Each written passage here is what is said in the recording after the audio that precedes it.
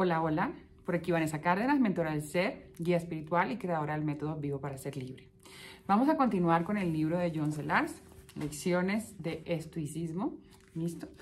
Tú en el video anterior habrás identificado algún conflicto emocional que quieres resolver. Entonces vamos a continuar con eso a medida que vamos viendo el libro para que puedas sanarlo, liberarlo y así transformarlo hacia la nueva realidad que deseas. El problema de las emociones. Vamos a hablar qué piensan de las emociones los estoicos.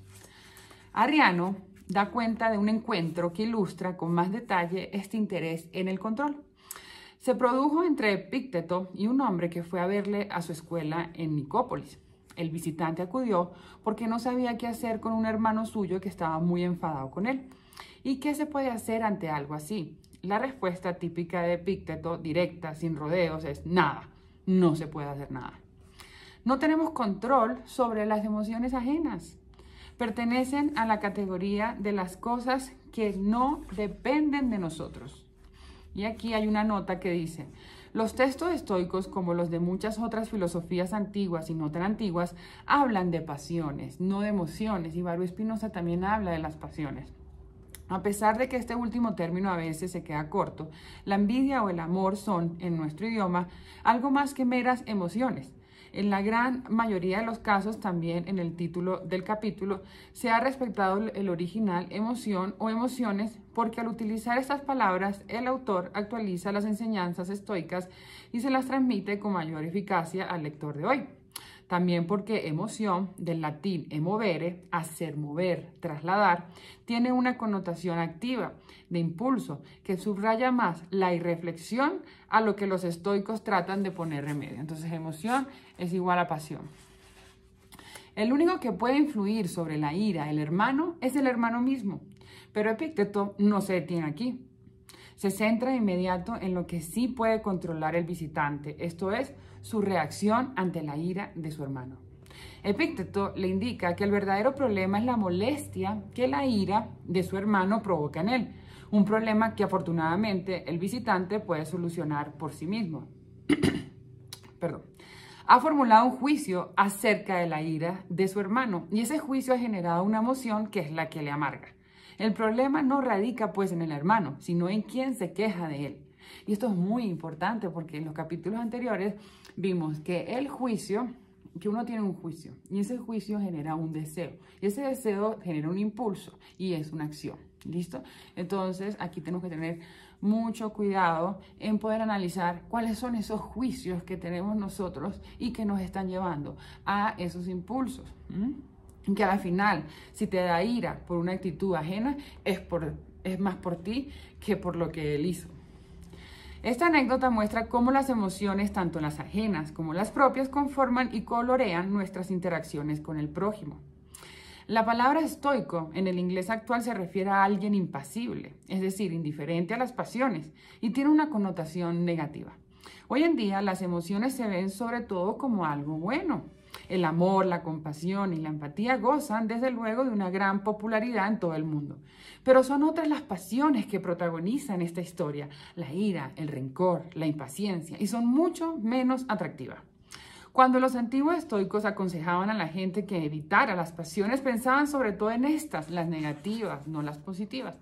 El enfoque estoico del problema de las pasiones es a simple vista muy fácil de entender, pero hay que matizar bastante algunos aspectos para llevar a aprenderlo plenamente. El acerto central es este: nuestras emociones son el producto de nuestros juicios, de lo que se sigue que podemos controlarlas por completo y que somos responsables de ellas. Más arriba, le molestaba la ira de su hermano a causa de su actitud hacia ella. Basta con verla de un modo diferente para que la desazón desaparezca. Los estoicos no afirman, y esto es muy importante, que uno deba negar o reprimir sus emociones. Eso es fatal cuando tú las reprimes. Una forma de sacarlas es hablarlas, diciéndolas. Sacarlas de ti es hablándolas, ¿sí? Que uno deba negar o reprimirlas. Lo que dicen es más bien que debemos intentar no darles un lugar prioritario. Tampoco creen que baste con chasquear los dedos para que una emoción desaparezca. No es tan fácil como decir, voy a pensar en otra cosa. para que la ira o la aflicción se esfumen. Crisipo comparaba el hecho de estar bajo los efectos de una emoción con correr demasiado deprisa. Una vez que se ha cogido cierta cantidad de impulso, no es fácil detenerse. El movimiento está fuera de control, algo muy parecido a lo que ocurre cuando somos presa de una pasión, de modo que uno no puede liberarse a voluntad de una emoción indeseada. Lo que puede hacer es intentar que la próxima no alcance el impulso a partir del cual se escapa su control. Esto se ve muy claramente en el caso de la ira. Cuando alguien se enfada, cuando se enfada de verdad, la emoción lo ofusca y es imposible razonar con él. Alguien que llegó a conocer en profundidad las pasiones negativas fue Lucio Anneo Séneca, nacido en Hispania. Su carrera como consejero en las altas esferas de la corte imperial romana lo empujó a verse envuelto en enfrentamientos con gente poseída por emociones destructivas. Gente que en algunos casos, como en el de los emperadores Calígula, Claudio y Nerón, tenían el poder de decidir sobre la vida y la muerte de un número incontable de personas, entre las que se encontraba el propio Séneca. Calígula estaba tan celoso de los dones de Séneca que ordenó su muerte, aunque se retractó a raíz del consejo de alguien muy cercano que le informó sobre la pésima salud del filósofo. Wow. En su ensayo sobre la ira, Séneca dice, de emociones como la ira y los celos que son enajenaciones mentales transitorias, basándose en la imagen de Crisipo, la de quien corre tan rápido que ya no puede detenerse. Compara la cólera con alguien que cae sin ningún control al suelo tras haber sido arrojado desde lo alto de un edificio. Cuando la ira firme se apodera de una persona, gobierna su mente. Y esta es la pérdida de control contra la que advierten los estoicos. Andar de vez en cuando molesto por algo forma parte de la vida y apenas causa daño. Estar tan furioso que ya no se puede resistir el impulso de golpear a alguien es otro cantar. Y esto es lo que los estoicos desean impedir, que te dejes llevar por ese impulso. Séneca insiste en que no necesitamos la ira para responder a lo que nos perjudica a nosotros o a nuestros allegados. Siempre es mejor actuar con calma, movidos por la lealtad, el deber o la justicia, que por la ira y el deseo de venganza. Aunque la cólera parezca servirnos a veces de acicate para luchar contra las ofensas, es mucho mejor, según Séneca, hacerlo a la luz de las virtudes de la justicia y la valentía. La ira, como todas las emociones, es el producto de un juicio mental, lo cual significa que podemos controlarla, o al menos intentar que no vuelva a apoderarse de nosotros en un futuro, ya que una vez formulado el juicio, la ira tarda bien poco en convertirse en algo tangible físico.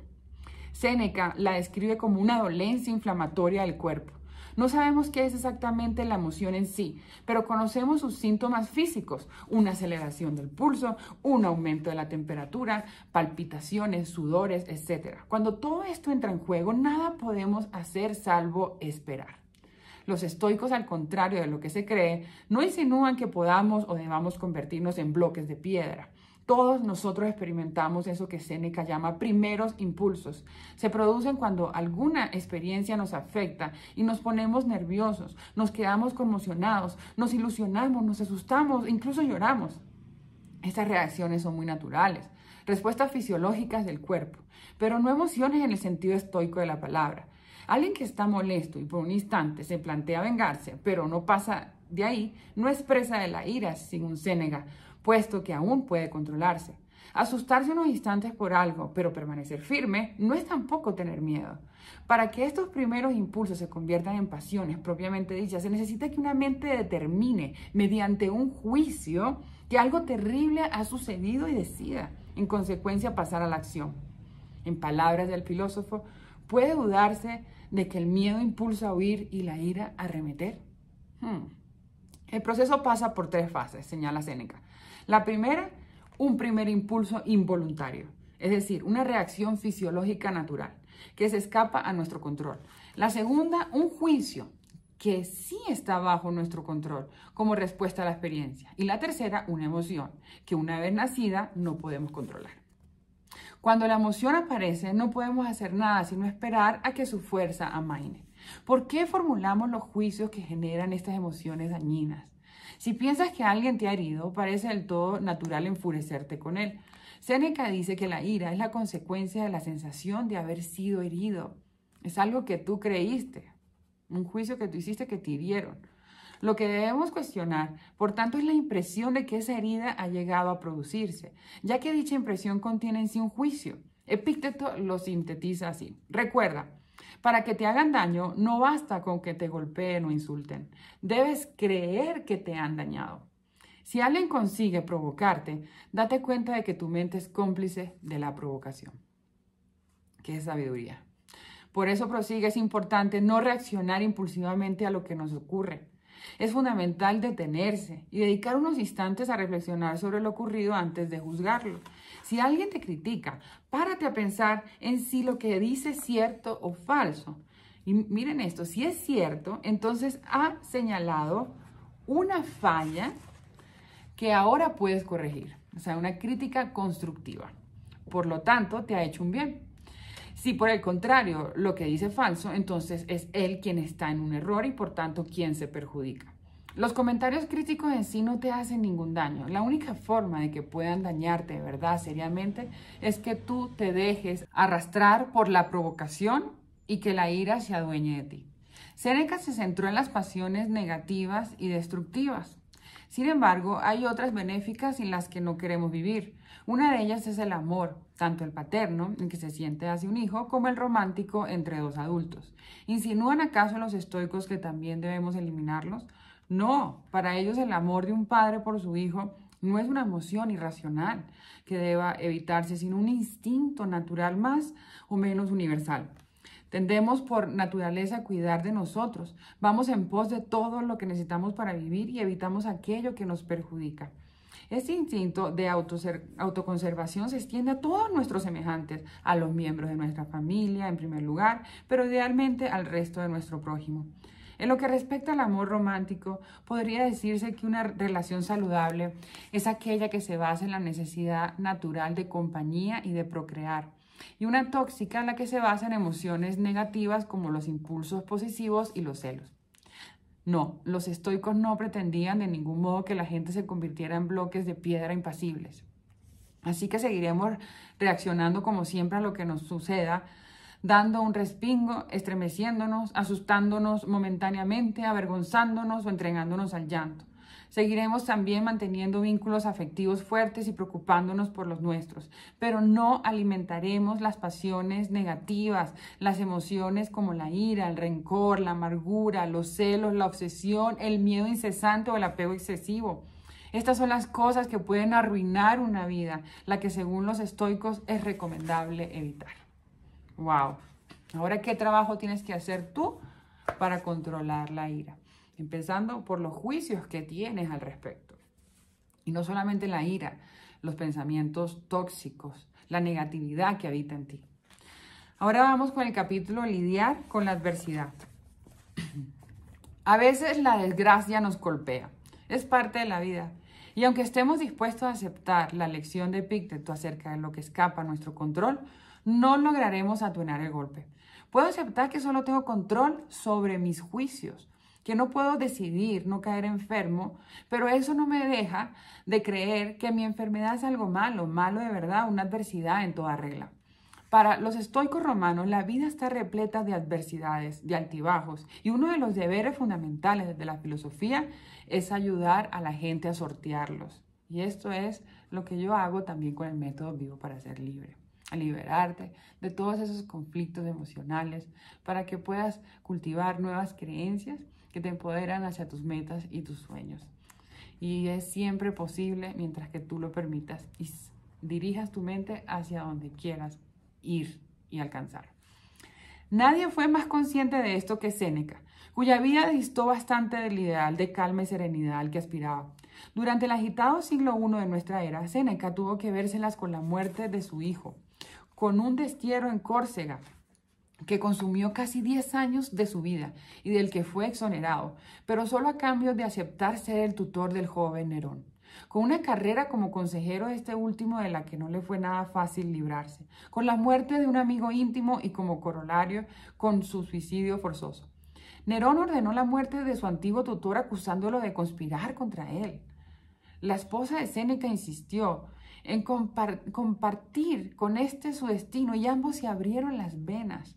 Pero la muerte se resistía a llegar. Su esposa, Paulina, sobrevivió y a él le dieron de beber cicuta y finalmente un baño de vapor para rematarlo.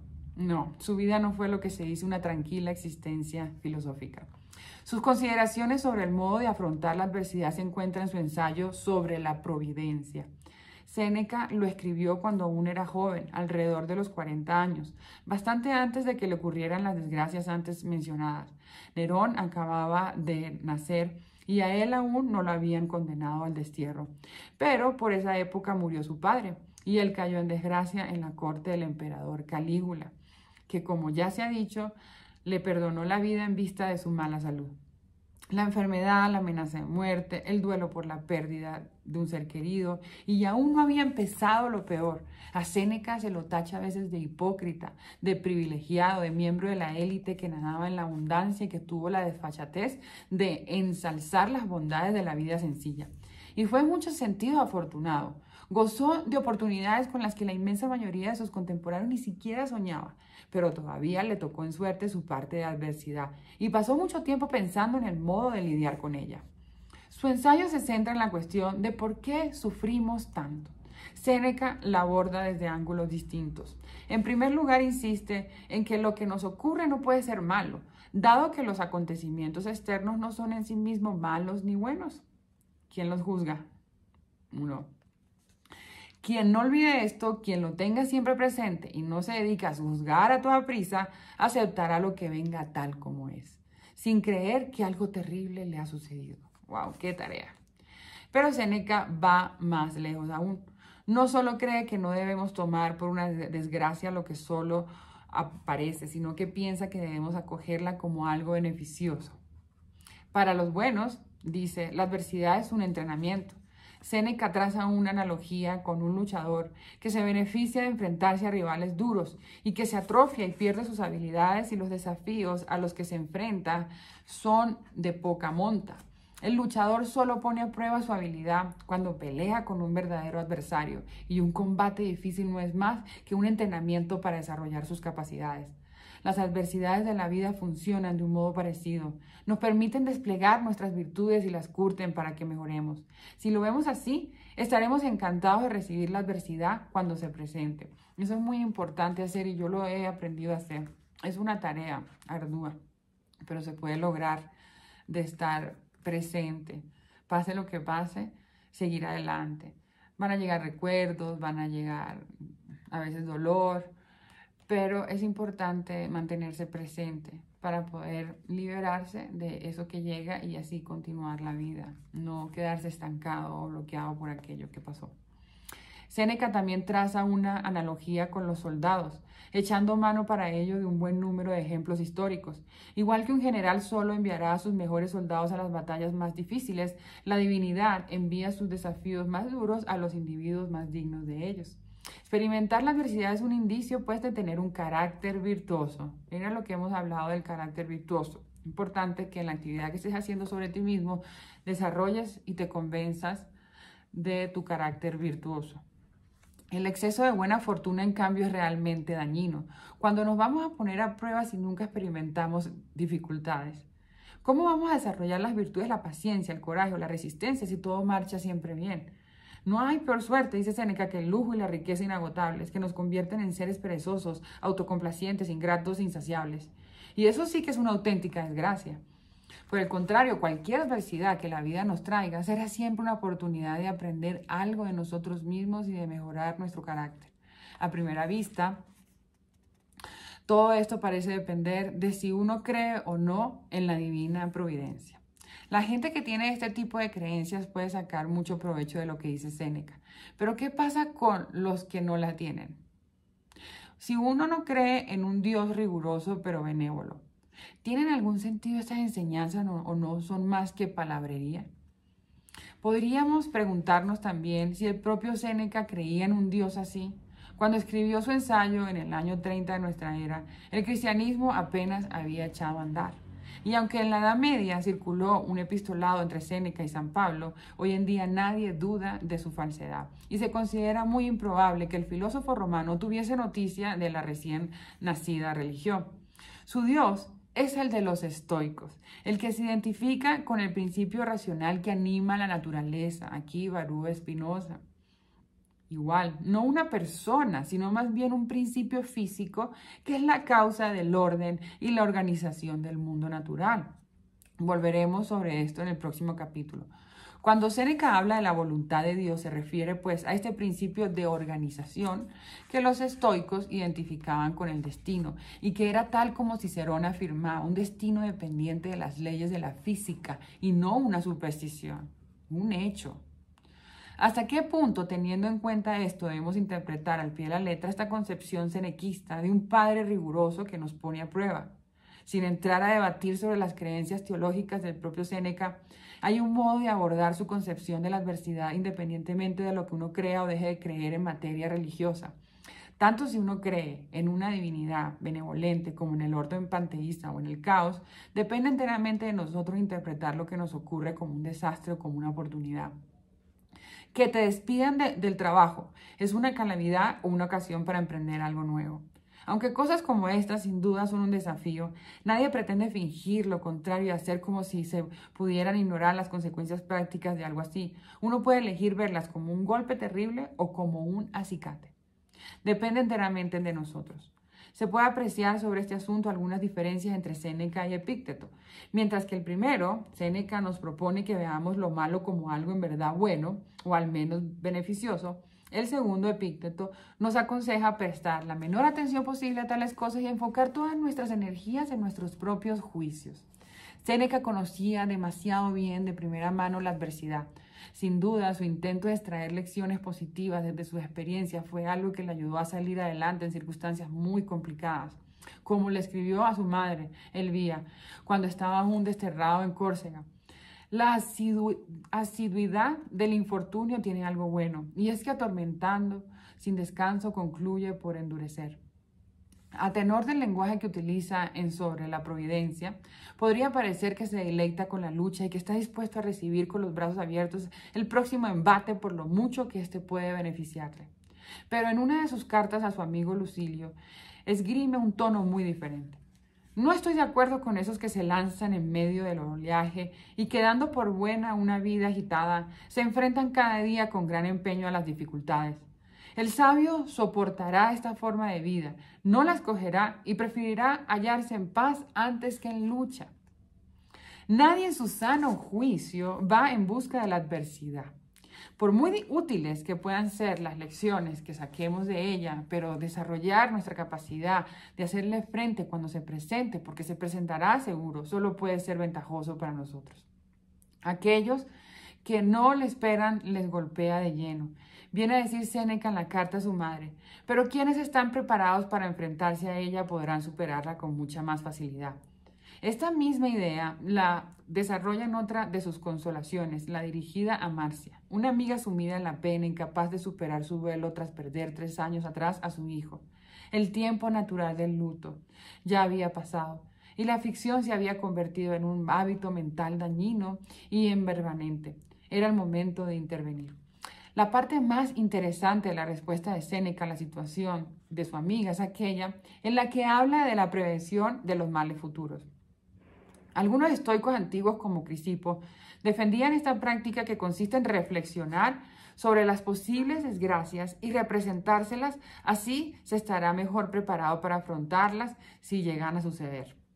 El problema de Marcia, indica Séneca, es que nunca había reflexionado adecuadamente sobre la posibilidad de que su hijo muriera, a pesar de saber que todos estamos destinados a la muerte desde el mismo momento en que vinimos al mundo.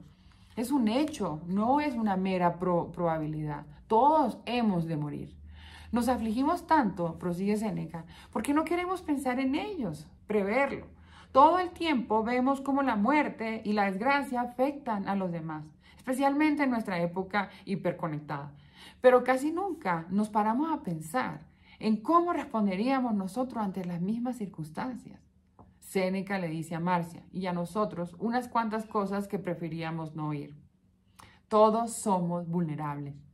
Nuestros seres queridos morirán. Nadie puede impedirlo y además podría suceder en cualquier momento. La prosperidad y la seguridad que creemos haber conseguido nos las pueden arrebatar de un plumazo fuerzas que escapan a nuestro control. Incluso cuando creemos que las cosas se han puesto realmente feas, pueden empeorar. ¿Hasta qué punto estamos preparados para salir adelante si la fortuna nos da la espalda? ¿Reaccionaríamos con la misma calma e indiferencia con que tomamos a veces las noticias sobre las desgracias que le suceden a personas extrañas en países lejanos? En tales casos, nos limitamos a reconocer que el sufrimiento forma parte de la vida, que es algo lamentable, sí, pero inevitable. Y es que es muy fácil comportarse filosóficamente cuando el infortunio no se ceba en nosotros ni en nuestros seres queridos. Pero ¿qué pasa cuando sí lo hace? Es de todo punto ilógico, dice Séneca, pensar en las desgracias en términos de eso no va a pasarme a mí. Sobre todo cuando uno sabe bien que podría pasarle y cuando ha visto que les ha pasado a muchos otros. ¿Por qué no a ti entonces?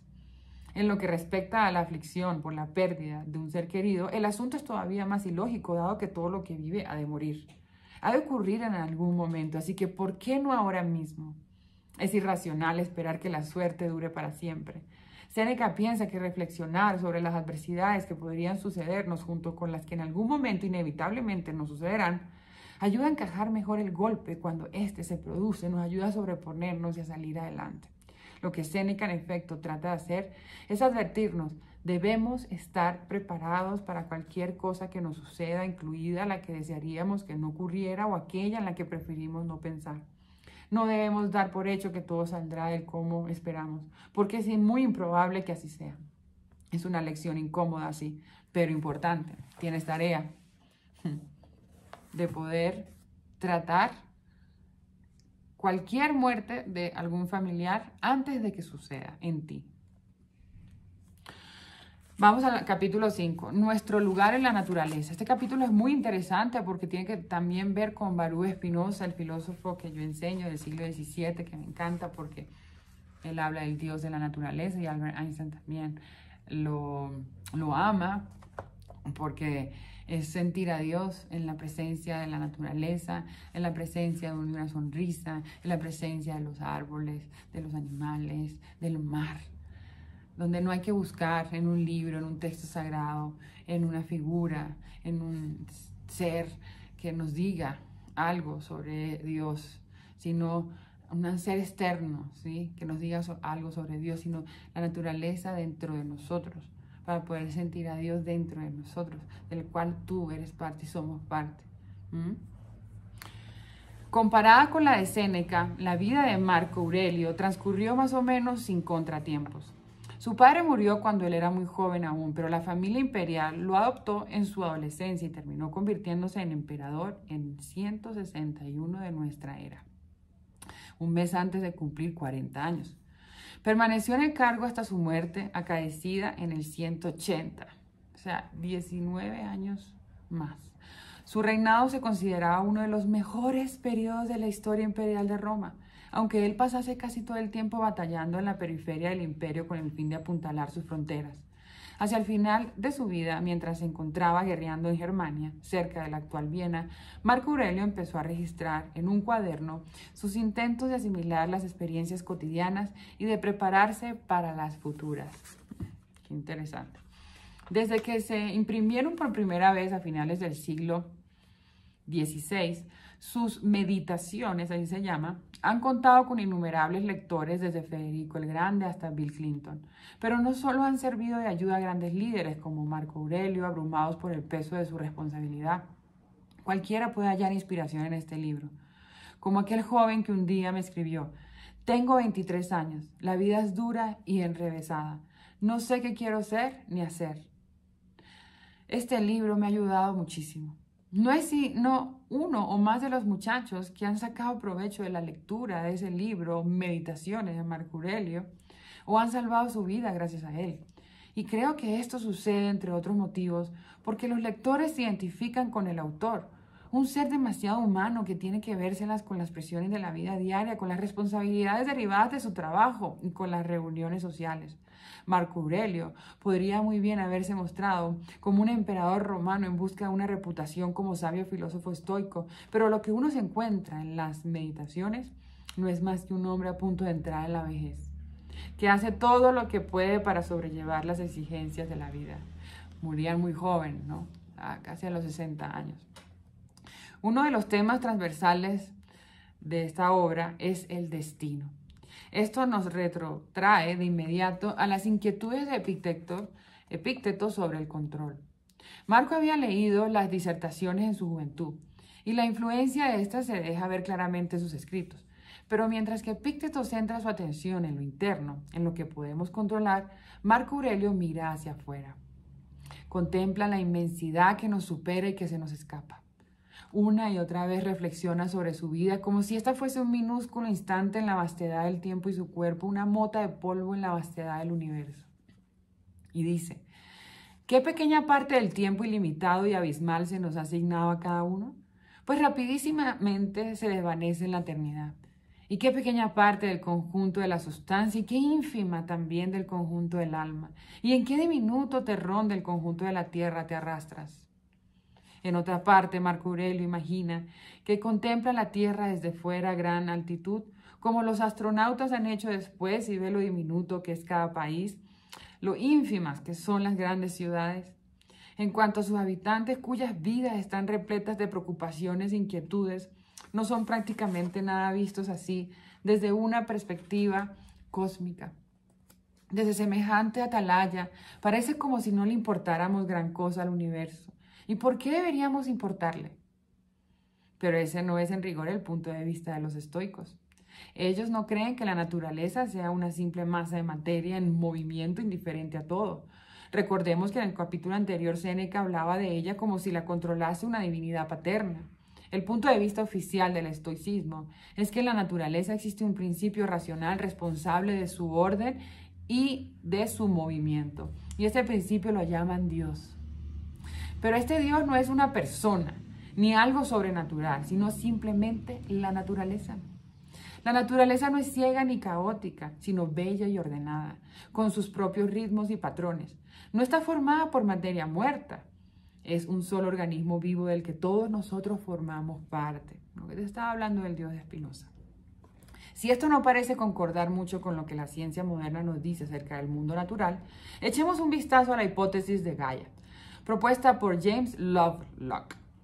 Esta teoría se basa en la idea de que se comprende mejor a la Tierra si se la concibe como un único sistema vivo que incluye no solo la materia orgánica, sino también la inorgánica, que son las rocas y la atmósfera.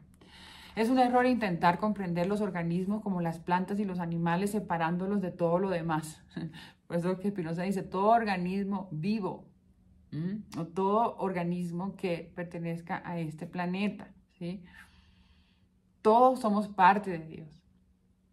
Esta biosfera unitaria y única se regula a sí misma y actúa, por así decir, en su propio beneficio. Lovelock la define con las siguientes palabras. Una entidad compleja que involucra la biosfera terrestre, la atmósfera, los océanos y la Tierra. La totalidad constituye un sistema de retroalimentación o cibernético que busca un entorno físico y químico óptimo para la vida en el planeta. Como todas las teorías científicas, esta se propone dar la mejor explicación posible de las evidencias de que disponemos. Perdón. La de que una especie de principio organizador que forma parte de la naturaleza actúa en pro de la vida. Se lo puede enunciar con términos científicos técnicos un sistema cibernético o nombrar más poéticamente como Gaia. La visión estoica de la naturaleza tiene mucho en común con esta teoría científica de finales del siglo XX, a la que a veces se describe con términos exclusivamente científicos de la física y otras con los de la teología griega. Para los estoicos, Dios y naturaleza no son más que dos nombres diferentes de un mismo organismo vivo que abarca todas las cosas. Dios y naturaleza no son más que dos nombres diferentes de un mismo organismo vivo que abarca todas las cosas. La naturaleza que conciben los estoicos es un organismo inteligente gobernado por el destino. Para ellos el destino no es más que una cadena de causas. Al mundo natural lo gobiernan las causas y los efectos, y eso es lo que los físicos intentan describir y comprender. Para los estoicos como Marco Aurelio, aceptar el destino o el determinismo de las causas es fundamental. Ya no se trata solo de que ciertas cosas escapen a nuestro control, sino de que no podría ser de ningún otro modo. Puedo reconocer que no tenía control alguno sobre el resultado de cierto acontecimiento clave después de haber deseado todo el tiempo que no fuese tal como ha sido. Pero los estoicos insistían en que no solo no estaba bajo mi control, sino que no podía haber concluido de ningún otro modo, dadas las diversas causas que estaban en juego en el momento en que se produjo. Esto empieza a sonar un poco fatalista. ¿Qué podemos nosotros, insignificantes motas de polvo, contra las todopoderosas fuerzas que moldean el mundo? Pero no es así para nada. Los estoicos no defendían ese tipo de pasividad. Nuestras acciones pueden influir y marcar la diferencia, totalmente. Pueden ser en sí mismas causas que entran en juego y determinan el resultado de los acontecimientos, causa y efecto. Como escribió un antiguo maestro, el destino actúa a través de nosotros. Nosotros mismos contribuimos al destino y formamos parte del inmenso mundo natural gobernado por él. Pero eso no modifica el hecho de que el resultado de un acontecimiento, dadas las causas que lo determinan, no podría haber sido diferente. Es absurdo, pues, desear que las cosas hubieran sido de otro modo. Marco Aurelio lo expresa así: a la naturaleza, que todo lo da y lo recobra, dice el hombre educado y respetuoso, dame lo que quieras y recobra lo que quieras. Y esto lo dice no envalentonado, sino únicamente por sumisión y benevolencia con ella. Para los estoicos, pensar sobre el destino es fundamental para remediar los efectos de la adversidad, ya que aceptar los acontecimientos desagradables supone reconocer que tenían que ocurrir. En cuanto hayamos comprendido que algo era inevitable, veremos que lamentarse no tiene sentido, que lo único que se consigue con ello es generar más angustia y que lo único que demostramos al hacerlo es nuestra incapacidad para entender cómo funciona el mundo. Marco Aurelio se centra en aspectos distintos de los que ya hemos visto en Séneca. Mientras que este subraya el orden providencial que gobierna la naturaleza, a Marco Aurelio le preocupa más la inevitabilidad de los sucesos.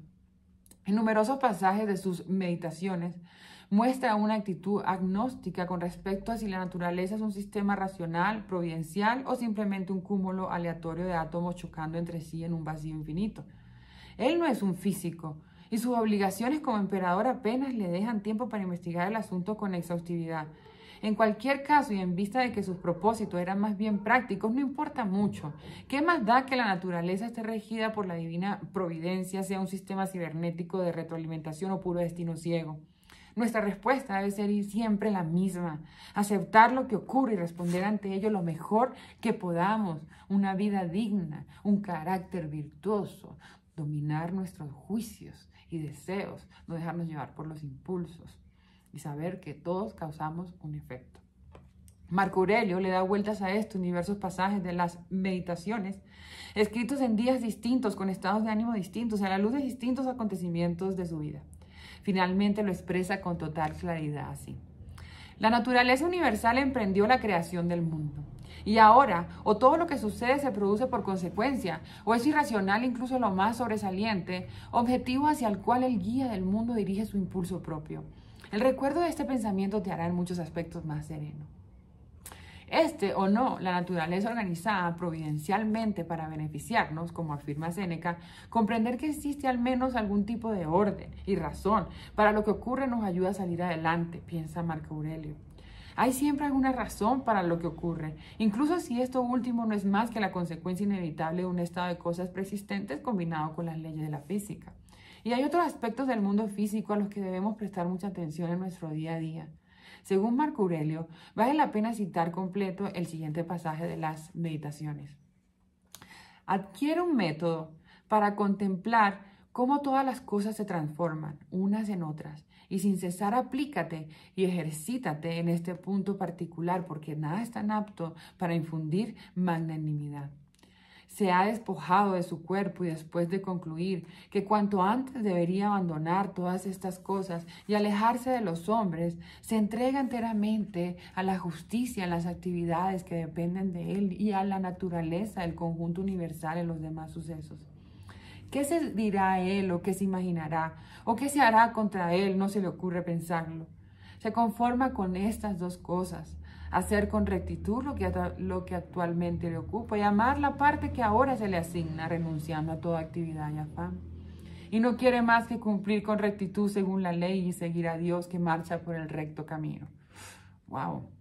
La lección que se nos da aquí es que no somos más que naturaleza. Estamos sujetos a sus poderosas fuerzas, sus movimientos nos arrastran y no gozaremos jamás de una vida armoniosa hasta que comprenderemos esto plenamente. ¡Wow! Tienes tareita. Ahora vuelve a ver el video, anota, apunta, trabaja en eso que tienes como compromiso. Y nos vamos a seguir viendo en otro capítulo para terminar el libro, que es magnífico.